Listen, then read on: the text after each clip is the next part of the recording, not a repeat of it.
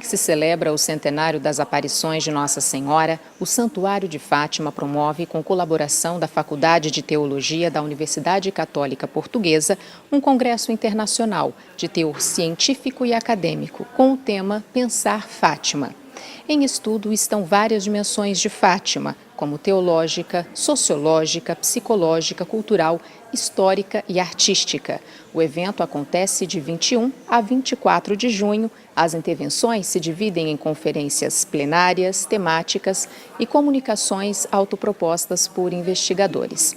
A TV Canção Nova vai transmitir as conferências ao longo da programação. Você acompanha agora a 6ª conferência Fátima e Roma, apresentada por Antônio Matos Ferreira. Muito bom dia a todos. Quero, em primeiro lugar, expressar o meu agradecimento à organização deste Congresso Internacional por me ter convidado para esta intervenção. Eu tenho, neste ano, procurado fugir entre os pingos da chuva a intervenções sobre Fátima, mas já lá vão muitas e, portanto, os que aqui estão que me conhecem, tenho um defeito, não sei dizer não, e, portanto, eu tenho presente na minha consciência, e ela levanta algumas problemáticas ao meu trabalho de historiador. Eu tenho na minha consciência a realidade de Fátima desde os finais dos anos 50. E até poderia dizer desde o princípio dos anos 50, pois eu nasci na paróquia de Nossa Senhora de Fátima, em Lisboa, onde anualmente, em maio e em outubro, havia uma grande procissão de Nossa Senhora que envolvia todo o bairro, portanto, uma expressão de religiosidade muito forte, em plena urbanidade que se estava também a construir naquela zona, que hoje vocês conhecem, a zona da Gulbenkian, portanto, é tudo pré essa realidade. E desde o final dos anos 50, praticamente, eu sou um visitante regular. Eu prefiro dizer, mais do que de Fátima, da Capelinha, que é para vocês perceberem a questão.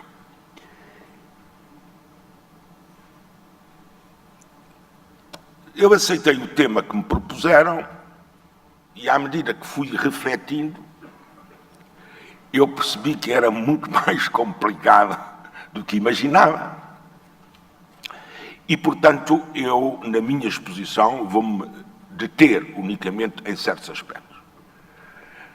Tendo descoberto eu próprio quanto há ainda por investigar, por conhecer, por valorizar e por, no fim, depois articular isso tudo na relação entre a realidade que nós designamos por Fátima e a realidade que nós designamos por Roma.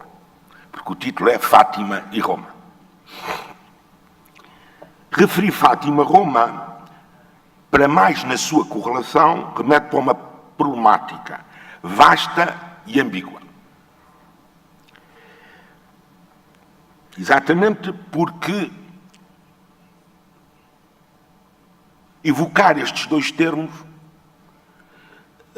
tem imensas camadas de questões.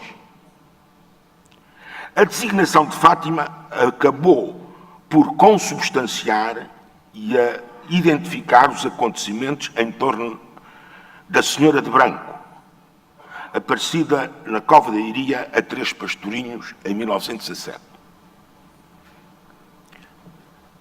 Todos sabemos isto. Mas eu sublinho que esta realidade acabou por assumir a denominação territorial da territorialidade paroquial no seu nome canónico e civil, que é Fátima. Quer dizer, durante muito tempo, e isso, por exemplo, em termos da linguagem, estas questões são importantes, falava-se na Nossa Senhora da Cova de Iria. Há 50 anos, no cinquentenário, ainda essa expressão era muito recorrente. Para um historiador, não é um pormenor. E não é um pormenor nas suas implicações, quer canónicas, a Diocese de Fátima e Leiria, não é verdade? E também na dimensão civil. Fátima tornou-se uma cidade, impôs no sentido de que é por Fátima que passa a autoestrada, a primeira autoestrada concluída em Portugal, o que aparentemente, diríamos nós, não tem interesse nenhum. Não é verdade. Do ponto de vista não só material, mas da execuibilidade, de desenvolvimento da experiência de Fátima, os acessos são fundamentais. Os acessos são fundamentais.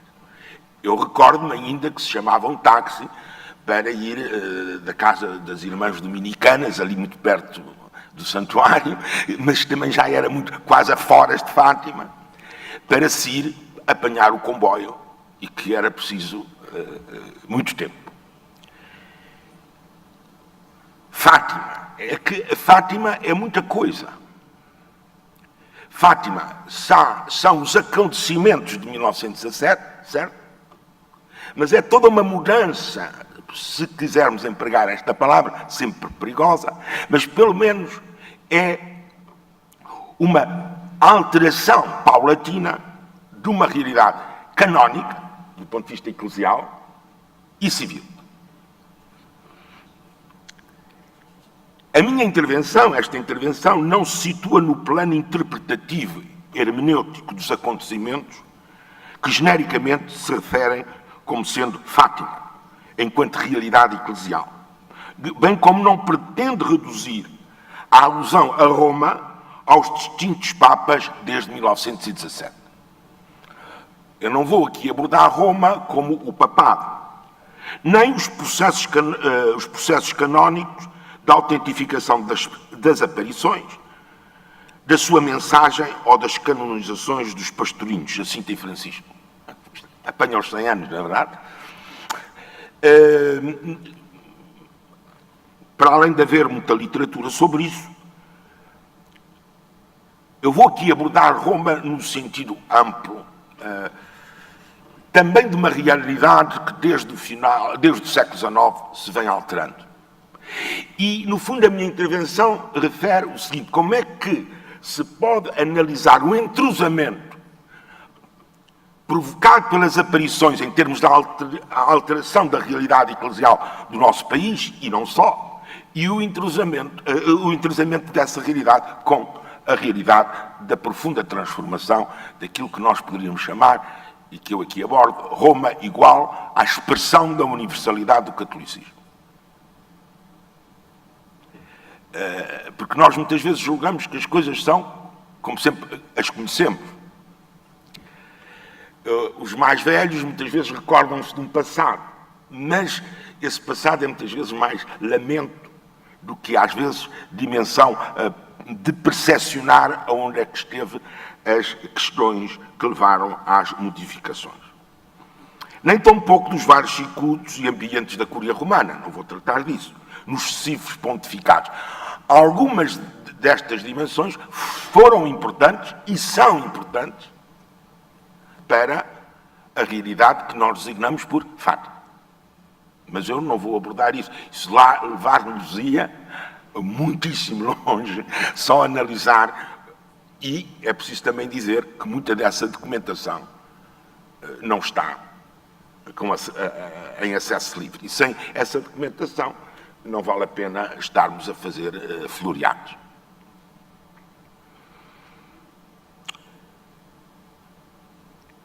O que é que podemos, em primeiro lugar, destacar? Relevante.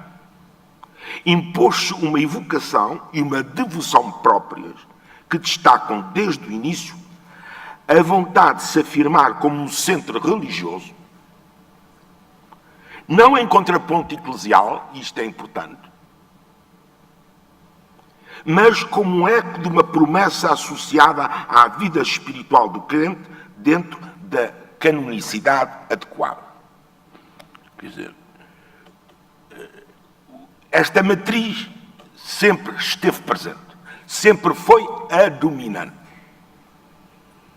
Portanto, nós não estamos diante, e em Portugal existem, vários locais epifânicos, interpretados de muita maneira, que recorreram em muitos momentos à tentativa de uma autentificação ou mesmo de uma legitimação eclesial, mas desde o início nós temos consciência, do ponto de vista histórico, e isso é muito difícil para muitos historiadores, é que o que aconteceu em Fátima se desenhou um centro de religiosidade e de devoção. Quer dizer, eu contraponho, já tenho dito isto este ano várias vezes, eu contraponho a toda aquela leitura um pouco complotista que, bem, tudo isto seria uma grande fabricação ou eclesiástica, ou inclusivamente do aproveitamento, etc. Já disse também várias vezes que, como historiador, essas coisas não me inquietam. Porque não me inquieta os 1000 pontinhos que nós podemos sempre encontrar, não é verdade? Que assinalam, sim, que houve uma grande influência eclesiástica, certo, que havia uma rede que, de certa maneira, acolheu e potenciou os acontecimentos de Fátima. Mas essa era a realidade do catolicismo. E essa realidade do catolicismo, à época, era parte da realidade do país. Não vale a pena estar a ver aquilo que, no fundo, é constitutivo da dinâmica social e, neste caso, do socio-religioso. No pórtico, chama-se assim mesmo, no pórtico de um livro de testemunhos sobre o milagre de Fátima, é o título da obra, a quando o cinquentenário das aparições e da sua mensagem, é uma obra de 1967, o cardeal Manuel Gonçalves Cerejeira assinalava um conjunto de aspectos como as palavras de Nossa Senhora a 3 pastorinhos inocentes, palavras singelas como eles que comovem o mundo todo, renovam a fé e alimentam esperança neste mundo ébrio do positivismo da ciência. O texto é muito curto, só tem 2 páginas, mas é um texto interessantíssimo de análise. Porque, passados 50 anos, agora estamos 100 anos depois, e muitas vezes, para se analisar a realidade, nós temos necessidade de fazer estes cortes para perceber, por exemplo, os saltos da linguagem. Há uma questão muito interessante que é, quando ele acrescenta, o milagre de Fátima, ei-lo aí, patente nesta inquietante atração que exerce sobre o mundo, em que alastra a lepra do ateísmo. No seco deserto da angústia contemporânea sobre o futuro da humanidade, Fátima aparece como farol de esperança. Ali fez ninho a pomba da paz. Bem, neste romantismo do cardeal Cerejeira, nesta linguagem, esta linguagem não é inócua teologicamente. Não me vou alongar muito, mas ela parte de um pressuposto que é o contraponto entre pecado e caridade. Já virei mais adiante a esse ponto. Ele afirma as resistências que a própria Igreja teve com os acontecimentos de Fátima. Mas ele insiste, e não é secundário, 3 pastorinhos inocentes, palavras singelas, isto é, a acessibilidade comum da mensagem de Fátima. E, evidentemente, num certo romantismo religioso, isto tem força, tem significado. Não sei se me faço suficientemente a explicar. estamos aqui diante de uma sintonia com um conjunto de acontecimentos que não são da ordem da sua justificação, são da sua impressão. Aquilo que imprimiu, aquilo que marcou. E é muito curioso que é referido, não é? Estamos diante de uma compreensão do cardeal Cergeira que se inscreve no confronto com a modernidade, diríamos assim, simplesmente. Os temas, ateísmo, o problema da questão da brieguez humana sobre a ciência, etc. Estamos no que ele próprio afirma no texto, estamos diante do que a Igreja ensina, mesmo às crianças. Todavia, Fátima é apresentado, e aqui entra-se já numa categoria que não é simplesmente romântica. Fé e esperança. É a linguagem da época e a linguagem do cardeal Cergeira, certo? Mas eu insisto no cardeal Cergeira, não é por ser o patriarca de Lisboa do meu tempo, mas, não, ou por ser... É que o cardeal Cergeira, talvez, em termos de episcopado e numa determinada igreja em Portugal, foi alguém que marcou o pensamento teológico mais do que nós imaginamos. Pela natureza também do que era o ensino teológico em Portugal. Nós olhamos muitas vezes para o cardeal Cergeira na perspectiva da política. O cardeal Cergeira era um bispo e tinha muito claro o que era o lugar da teologia. Agora, construía com a linguagem e com o universo que ele tinha. Estamos, pois, diante de uma compreensão que se inscreve no confronto com a modernidade. E agora entra aqui o ponto que eu quero sublinhar também da minha intervenção. A modernidade no processo de romanização própria do final do século XIX. Eu não estou a dizer que Fátima se explica pelo processo de romanização. Eu estou a dizer que Fátima tem que ser compreendida no interior desse processo. E quando eu falo de romanização, eu não estou a falar exclusivamente no problema do papel e da autoridade do Papa e da infalibilidade do Papa e da centralização do poder papal. Não. Eu estou a dizer uma coisa que é extremamente importante. Como é que depois da perda dos Estados Pontifícios, há a possibilidade de garantir uma universalidade no momento exato que começa paulatinamente a descentralização do catolicismo a partir da Europa. É que nós, muitas vezes, lembramos de África, por causa do passado colonial português, e depois a Europa. Mas há uma realidade fundamental que entra aí todos os dias nas nossas casas, que é a problemática das Américas. As Américas, no final do século XIX, constituíam igrejas em que Roma estava empenhado ao seu processo de autonomização, mas a partir de uma realidade não disfuncional, não de separação, não de distância, mas de uma realidade orgânica, que é própria do catolicismo, e, portanto, um processo de formação, de homogeneização de um universo que era o universo católico, particularmente na época, contraposto ao universo protestante. O culto mariano não é alguma coisa que nós possamos dizer que no século XIX não era relevante, era relevantíssimo. E porquê?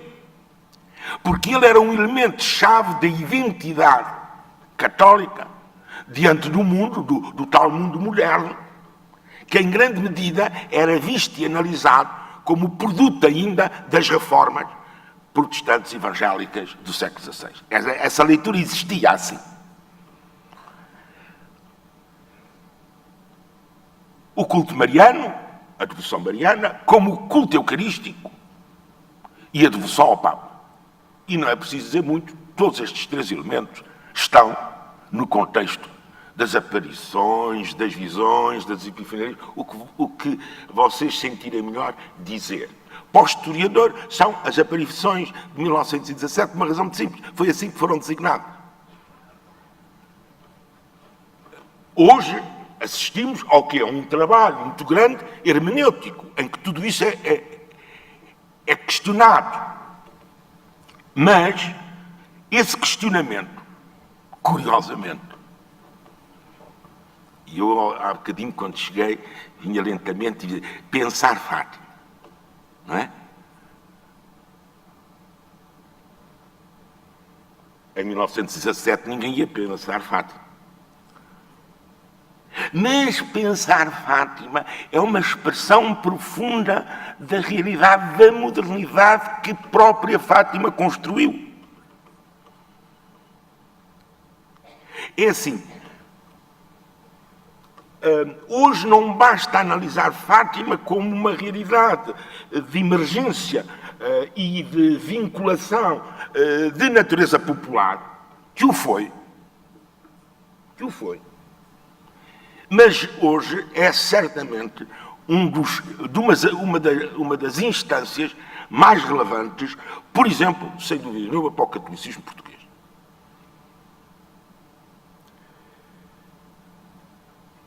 Essa romanização não é meramente o centralismo de Roma. É o problema da união entendida como reforço da unidade doutrinal, certo? Mas da centralidade romana como programa de renovação.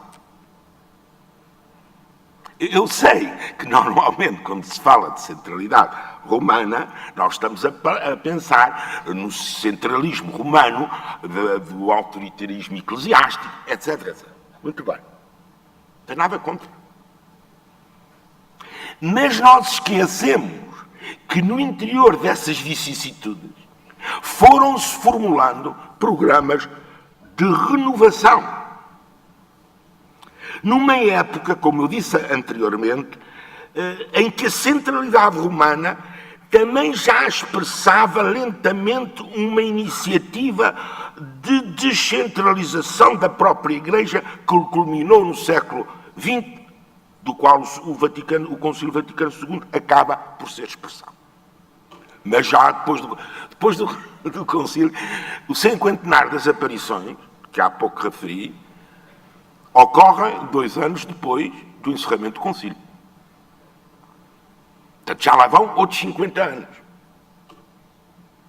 Não estou a chamar mais velho a ninguém, porque eu lembro-me perfeitamente disto tudo. Portanto, o que estaria aqui mais em causa seria... E também... ninguém ficará ofendido de dizer já passaram 50 anos. E este passar 50 anos é muito importante porque, diríamos assim, é como é que eles passaram em Fátima e eles passaram em Roma. E depois na sua interligação. E também nas suas ambiguidades. Porque quem lê os periódicos, por exemplo, de outras igrejas, sobretudo europeias, em 1967 havia uma grande desconfiança em muitos meios católicos relativamente ao papel de Fátima. Porquê? Pelas circunstâncias da sociedade portuguesa. Ora, entretanto, houve um processo de transformação na sociedade portuguesa. E Fátima prosseguiu desempenhando um papel importante.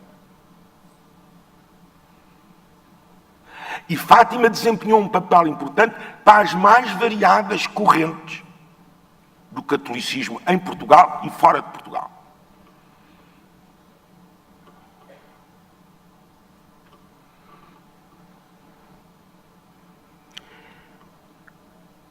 Há uma questão importante que talvez o meu colega Paulo Fontes tem tratado bastante esta questão sobre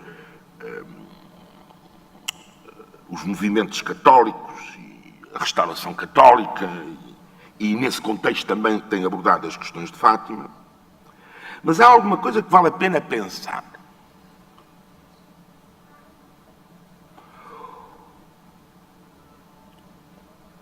Na economia discursiva e experiencial de Fátima, há uma modernidade enraizada no binómio pecado-caridade.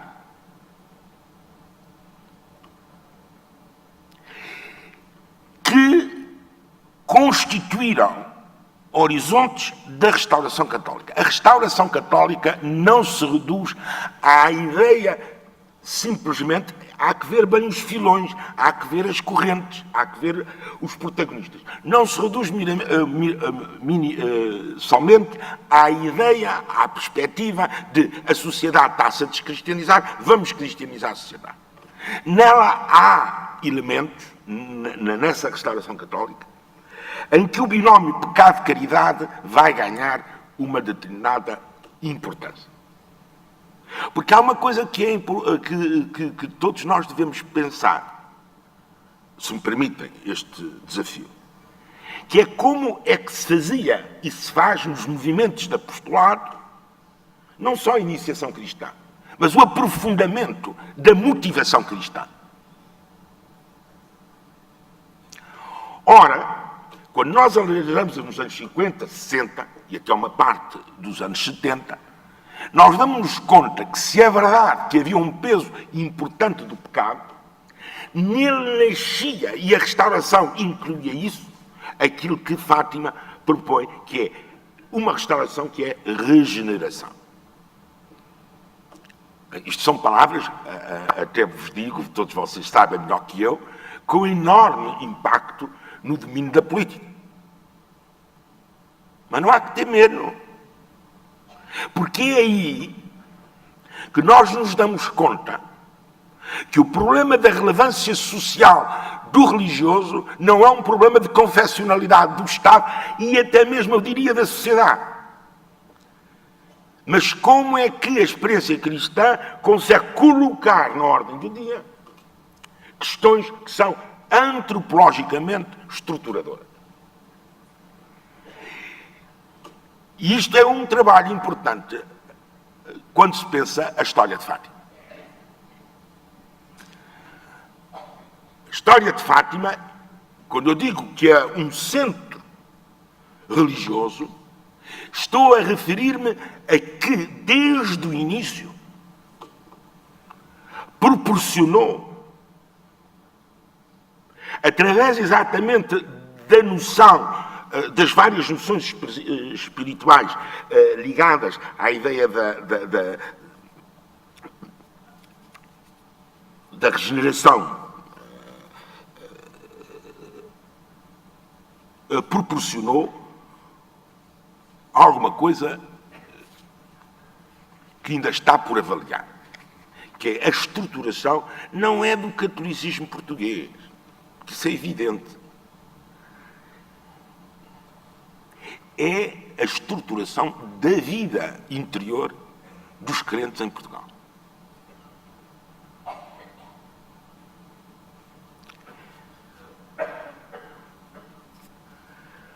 Neste sentido, a uniformização da designação Fátima não é secundária, pois a Nossa Senhora do Rosário, devoção enraizada no catolicismo da época, em termos de Nossa Senhora de Fátima, proporciona uma unicidade programática exatamente no terreno da religiosidade. Isto foi sempre alguma coisa que eu considero que foi procurada pelas instâncias eclesiais, se quisermos, relativamente a Fátima. E desse ponto de vista, o Fátima tornou-se um lugar e uma mensagem que constituiu o centro de vários movimentos católicos, com destaque nos anos 30 a 60, que eu já aqui referi. Mas depois, chamemos rapidamente o período da democratização da sociedade portuguesa, para a renovação e para a explicitação da pluralidade do catolicismo português. Desde os cursos cristandade até aos neocatecumenais, até aos legionários de Cristo, tudo anda por Fátima. Como as congregações.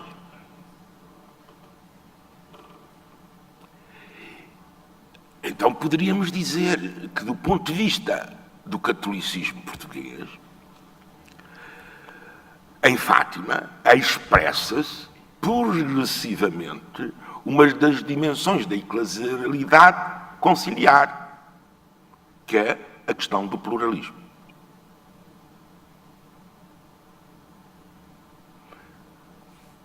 Nesta perspectiva integra-se como fonte de dinamismo no contexto da restauração católica, onde o sentido de Roma é lato, e não circunscrito somente à autoridade da Santa Sé e do Papa, mesmo se fortemente associada.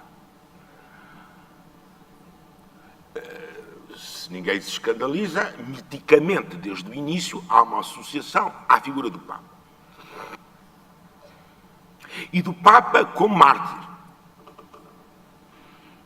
Mas a autoridade do Papa advém da dimensão do martírio. O Papa não é bispo de Roma porque não é bispo de Milão. O Papa é bispo de Roma porque lá foram mortos Pedro e Paulo. O que às vezes na história, ao longo da história, o papado esqueceu, não é verdade? E depois resultou mal. Resultou mesmo muito mal. Portanto, estou a referir-me concretamente ao problema de Avignão, para quem possa ficar surpreendido com o que eu estou a dizer.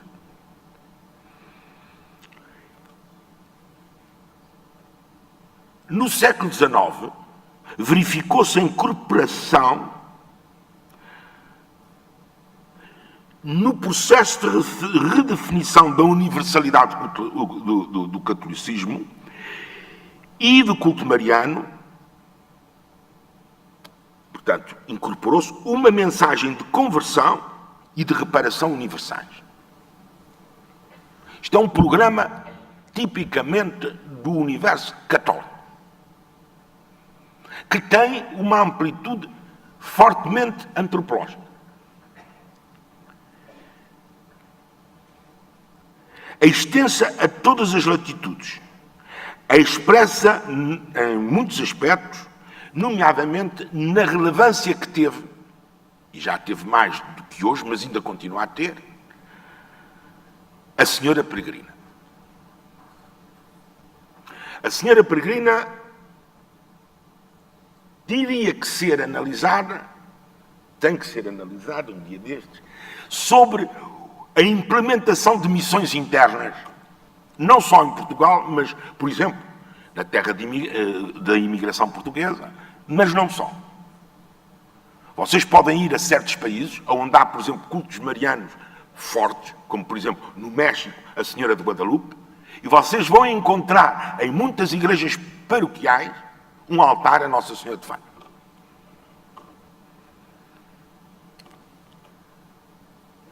E porquê? Seria abusivo da minha parte dar uma resposta definitiva e clara. Mas é que, de certa maneira, Nossa Senhora de Fátima transporta e foi transportando paulatinamente, ainda que durante um tempo associada internamente ao nacionalismo, à nação, etc., para o exterior, ela transporta uma perspectiva de universalidade. Aquilo que... E é bonito. O cardeal Sergeira diz que em Fátima a pomba da paz fez o seu ninho. É bonito, não é verdade? Porque remete para alguma coisa muito importante que Fátima tem crescido, espiritual e teologicamente, que é esta correlação entre pecado e caridade, que permitiu até vários papas se reencontrarem relativamente bem na relação com Fátima. Em relação a Roma, há um momento em que as coisas de Fátima têm todas elas sempre uma conotação fortemente política. O cardeal Marcella, quando vem em 46 coroar Nossa Senhora, ainda está presente na sua discursividade os problemas da Primeira República. Há todo o problema do Estado Novo, mas a vinda de Paulo VI legitimou uma universalidade que era muito discutível. E isso teria que se analisar muito bem em Roma, quem eram os cardeais favoráveis e quem eram os cardeais desfavoráveis dessa viagem. Porque essa viagem tinha muita coisa em jogo, que não só a Senhora de Fátima.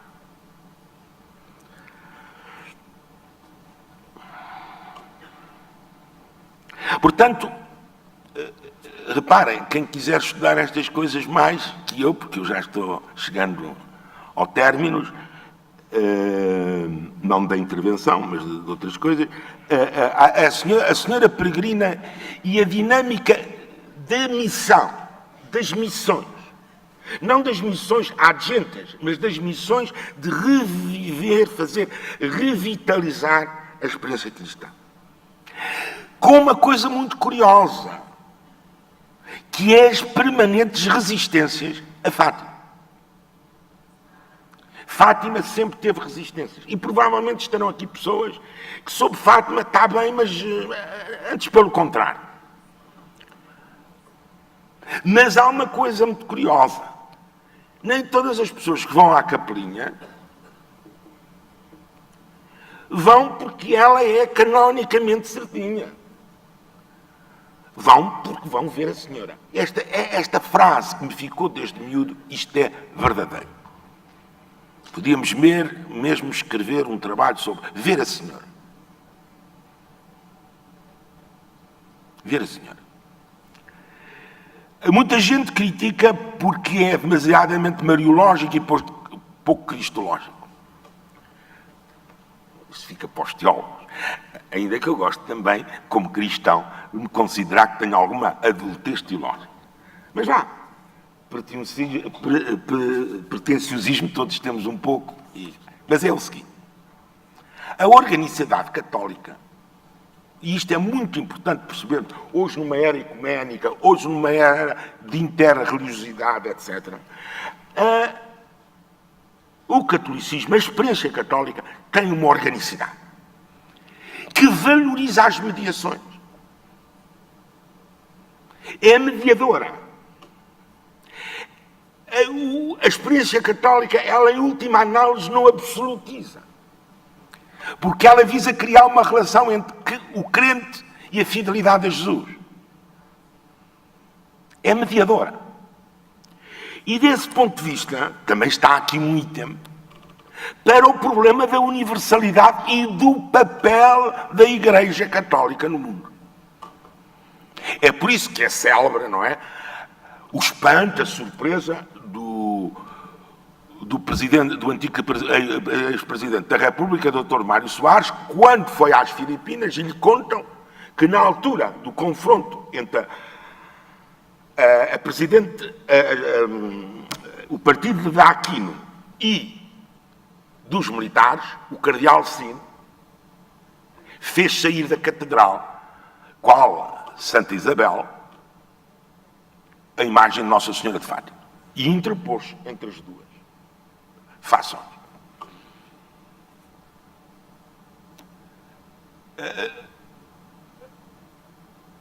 Fátima está por escrever está por estar estas pequeninas coisas, e algumas grandes, de como ela surge como mediadora. E não é agora reduzir tudo a Fátima. É Fátima potencia na organicidade e na consciência católica este valor fundamental que é igual a serviço. Qual é o serviço da Igreja? Qual é o serviço dos cristãos? Qual é o serviço da Senhora? Qual é o serviço de Jesus? Mediar entre o amor e a condição humana.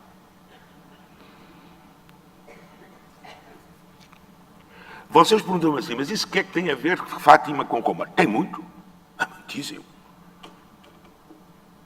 Porque é que vocês querem de maior importância e relevância para Fátima e para Roma, que é terem-se entendido no diálogo teológico? Não foi fácil. Não foi fácil.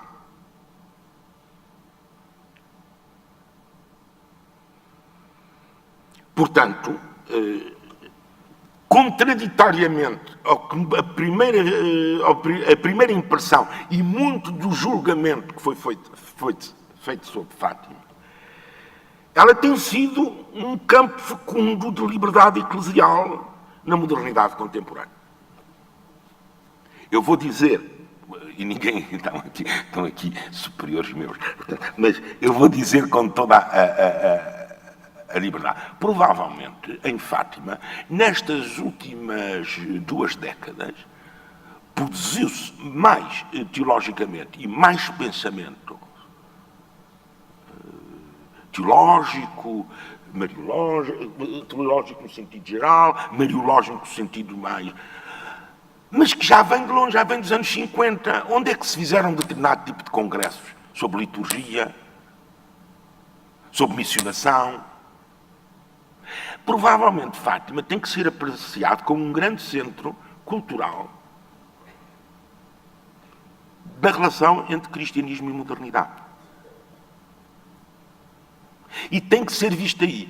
Há um trabalho que não foi feito e que eu comecei a pensar fazê-lo, mas não, que é ver todos os legados que vieram a presidir às peregrinações e o tipo de temática homilética que eles produziram. Contextualizantes, têm que ser contextualizados. Bem? Como também os congressos que aqui foram feitos. Que não são só congressos hoje.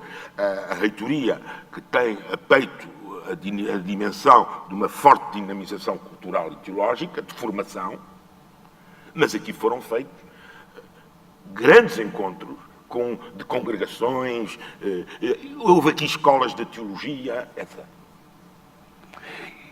E nós, muitas vezes, estamos só a reduzir as coisas a um ou outro aspecto. Eu recordo nos anos 60, muitas pessoas vinham aqui a uns cursos de teologia, promovidos nomeadamente pela Ordem Dominicana, e que muitos dos seus participantes não eram propriamente muito interessados na capelinha. Mas o facto de aqui estar, a curiosidade, a conversa, a discussão.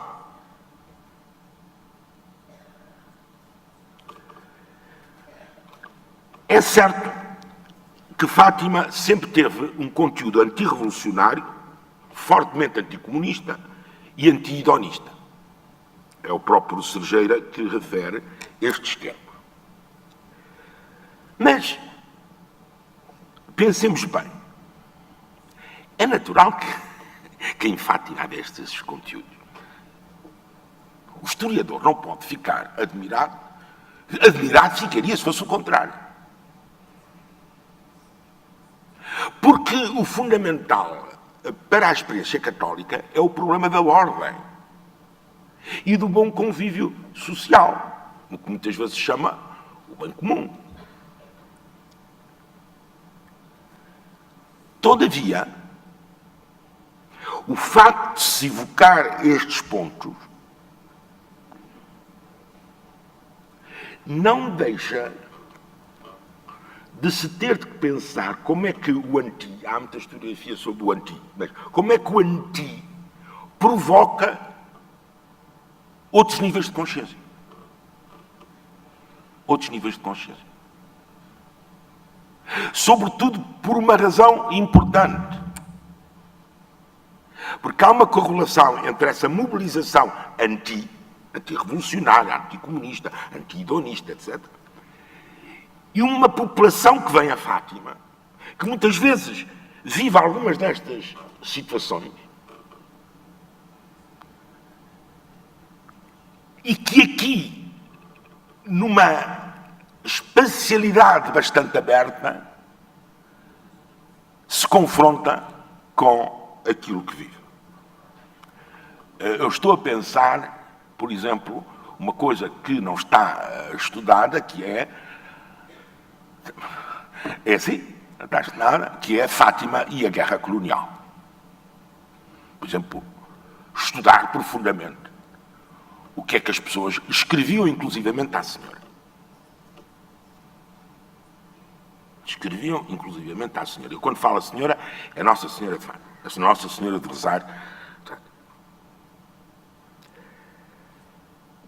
Mas não há dúvida nenhuma que as guerras, a Guerra de Espanha, a Segunda Guerra Mundial, a Guerra Colonial, uma coisa que, por exemplo, foi muito importante em Fátima, para o espaço, para o espaço de Fátima, que é as guerras civis em Angola e Moçambique. As guerras e os conflitos armados contribuíram para o desenvolvimento de um programa paulatino mais profundo que eu acho que hoje Fátima transporta de espiritualidade da paz.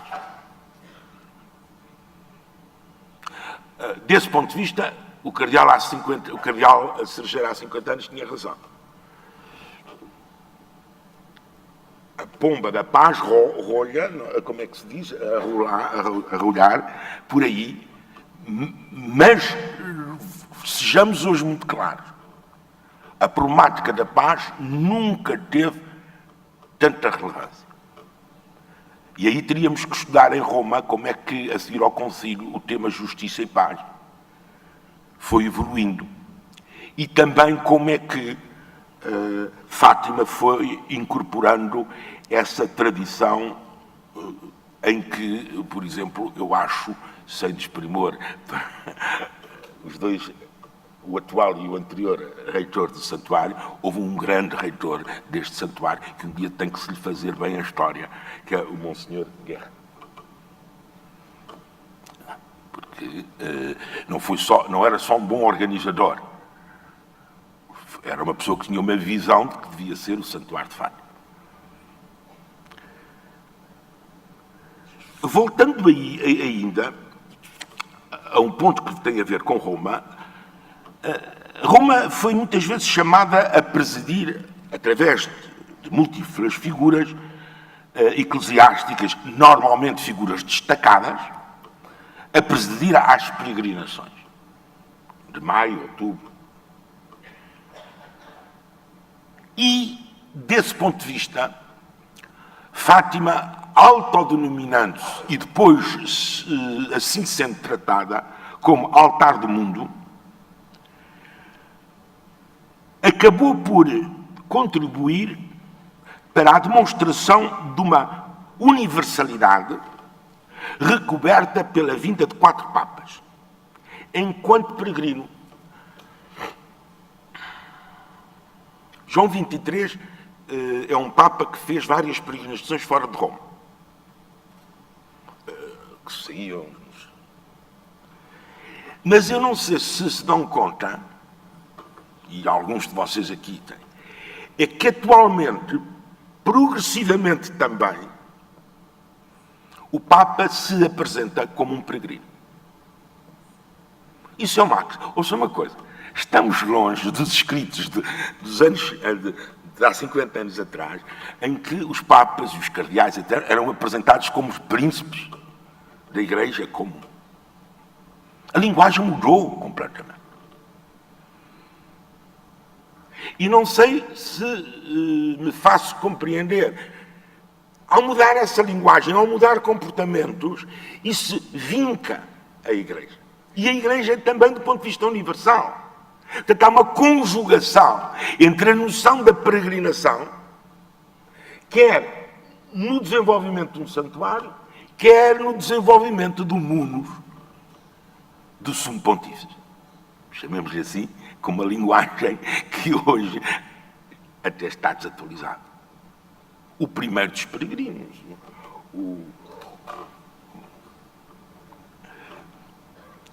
Reparem, nós muitas vezes nem nos damos conta, porque entramos nas igrejas, as igrejas estão sempre mais ou menos da mesma maneira, etc, etc. Mas há uma mudança profundíssima. Eu não estou a dizer que os papas assumem o seu papel de peregrinos por causa de Fátima. Eu estou a dizer que o primeiro papa que universalmente, ao justificar a sua vinda a Fátima, o faz porque é peregrino.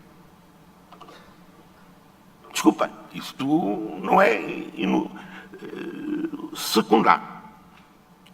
Portanto, um outro modo de expor uma dimensão de ser Papa como missão. E até vivemos um período em que às vezes queiram os cardeais ou não, é assim mesmo. Isto é uma quer dizer,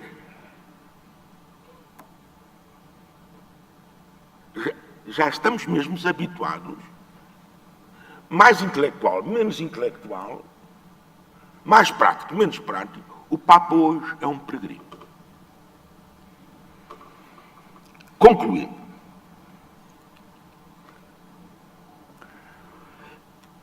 eu andei, pensei, meditei e depois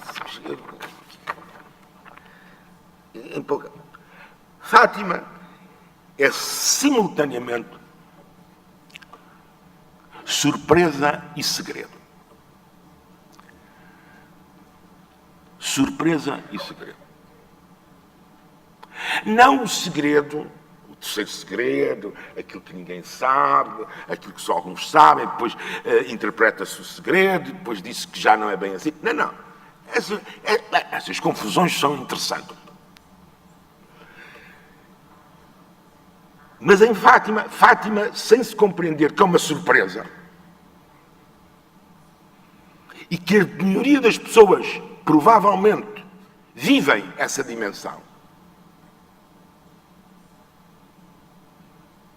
E talvez seja uma dimensão da experiência cristã pouco valorizada, que é a surpresa.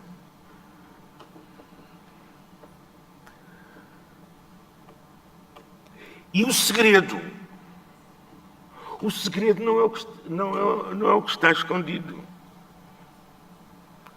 O segredo é aquilo que se diz, para não ser dito, porque está em jogo a confiança.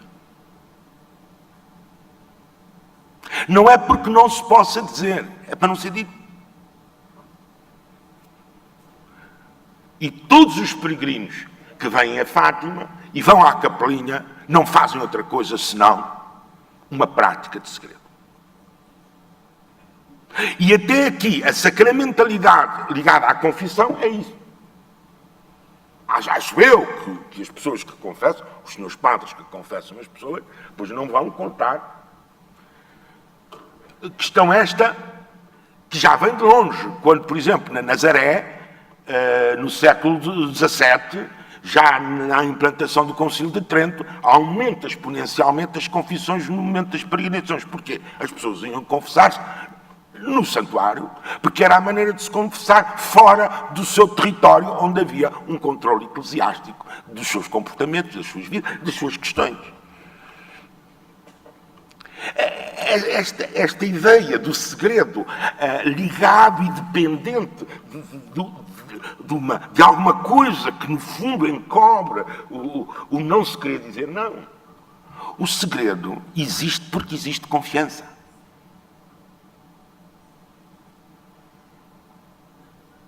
Se vocês tiverem um amigo, desculpem, isto é uma...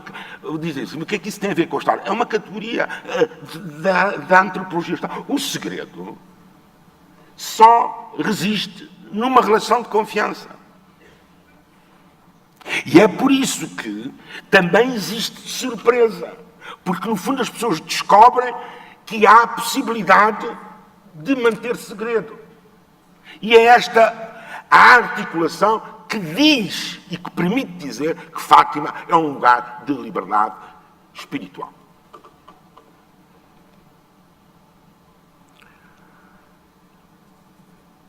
E Roma?